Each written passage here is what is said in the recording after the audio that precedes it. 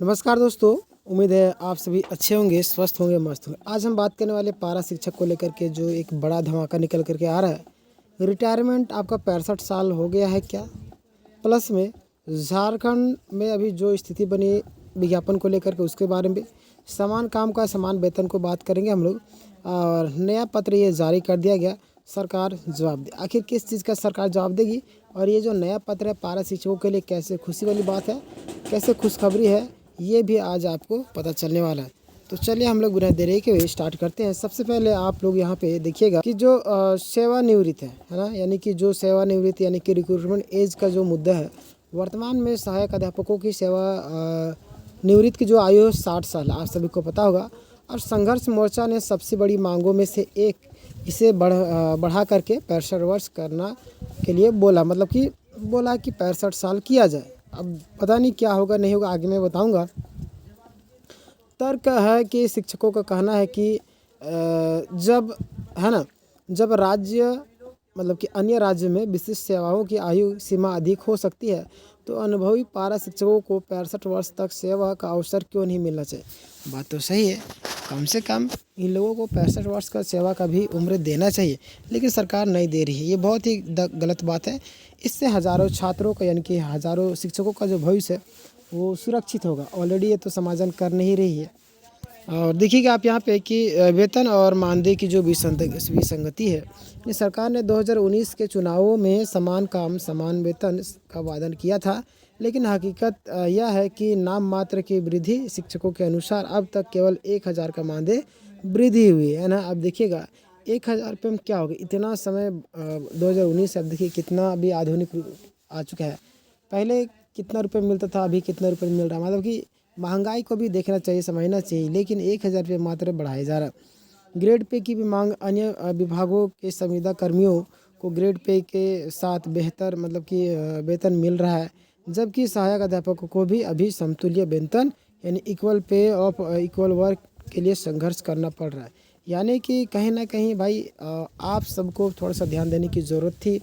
और पारा शिक्षकों के लिए भी मैं एक चीज़ कहूँगा कि एकजुट आप सबको रहना होगा। आप लोग एकजुट नहीं रहते हैं, ज़रूरत पड़ती है तो भी आप लोग एकजुट नहीं रहते हैं। केस करने की ज़रूरत हो या किसी भी चीज़ को लेकर के हो, तो देखिए एकजुटता में बल होती है। अगर आप एकजुट नहीं होंगे फिर कैसे होगा। बात तो सबसे बड़ा यहाँ पे भी है, आप सबको एकजुट रहने की ज़रूरत है। क्लियर, आगे हम बात करते हैं। आकलन परीक्षा और टेट की जो मान्यता है, आकलन परीक्षा और टेट की जो मान्यता है, यानी कि सुप्रीम कोर्ट ने 1 सितंबर 2025 के निर्देशानुसार शिक्षकों के लिए टेट अनिवार्य है और इस संदर्भ में विवाद भी उत्पन्न हो चुका है। आपको पता है कि 2025 के जो निर्देशानुसार आया 1 सितंबर का, तो शिक्षकों के लिए आपको टेट अनिवार्य कर दिया गया। इसके पीछे भी रणनीति है कि ये चाहती है कि टेट जिसका नहीं है कम से कम वहाँ से उन लोग का पैसा को कटौती कर दी जाए, कोई ना कोई बहाना करके, क्योंकि इनके पास जो है पैसों की फंडिंग को लेकर के थोड़ा सा प्रॉब्लम हो रही है। तो हमारे ही पैसों को ये यूटिलाइज कर रही है कि जिसका नौकरी है उसका पैसा मतलब कोई ना कोई बहाना करके काट दे रही है। समझ रहे। जो टेट पास नहीं है उसको बोल दिया टेट तुम पास नहीं हो, तुम्हारा वेतन कम करेंगे, तुमको टेट पास करना होगा। टेट लेगी तब तो टेट पास करेंगे। 2013 में ली है, 2013 में और 2016 में ली है।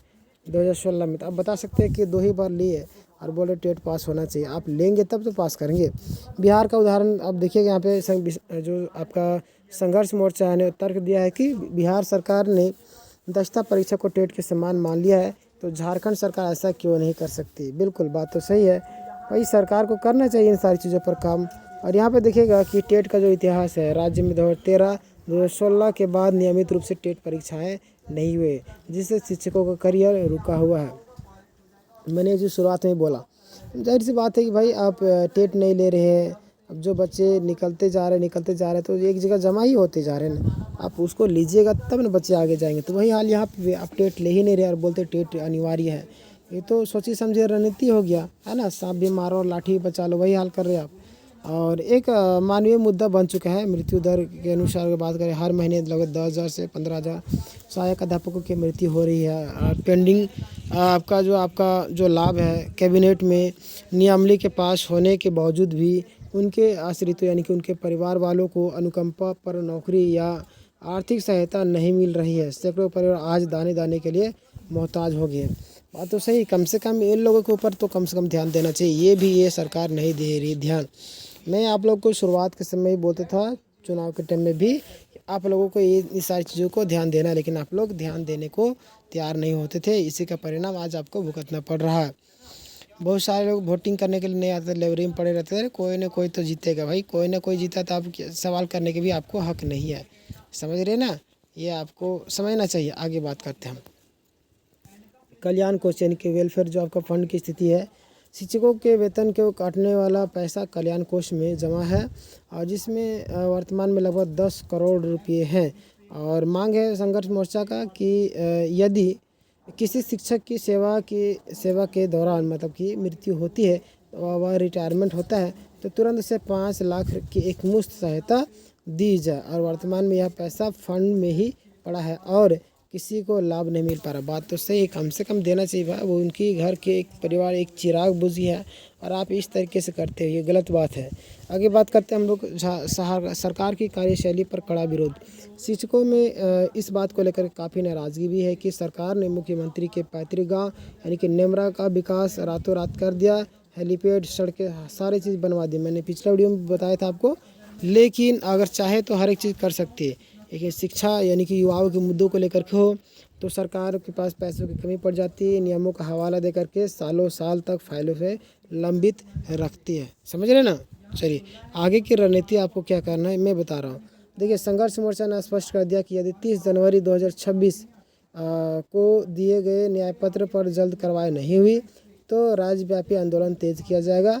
सभी विधायकों, सचिव को इसकी कॉपी दे करके उन्हें चुनाव पूर्व किए गए वादे को याद दिलाया मतलब कि जाएगा, है ना। मुख्य संदेश, सभी शिक्षकों को एकजुट रहने और आवाज़ बुलंद रखने का आह्वान करता हूं। और एक चीज़ मैं आप सभी को बोलूँगा कि याद रखिए, है ना, जब तक आप ये मतलब क्या बोलते हैं, जब तक आप अगर एकजुट नहीं रहेंगे तो आपको दिक्कत होगा, है ना। इस विषय में मुख्यमंत्री, शिक्षा मंत्री के नाम पे कोई औपचारिक शिकायत पत्र अगर आप लोगों को चाहिए तो मैं एक डिटेल में बता दूंगा। हालांकि आप सभी को एक चीज़ मैं बोलना चाहता हूँ कि आप सभी एकजुट रहें। अभी तक चैनल को सब्सक्राइब नहीं किए, सब्सक्राइब कर दिए, ताकि जो भी लेटेस्ट वीडियो होगी उसकी जो नोटिफिकेशन सबसे पहले आप तक जाएगी। आप लोग जो भी अपडेट होगा उससे अवगत रहेंगे, है ना। और इस वीडियो को सभी ग्रुपों में शेयर किए ताकि ज़्यादा से ज़्यादा लोगों तक ये वीडियो पहुँच सके। और इस पूरी प्रक्रिया के बारे में आपकी क्या राय है ये भी आप कमेंट करके ज़रूर बताइए। मिलते हैं नेक्स्ट वीडियो में, तब तक के लिए धन्यवाद।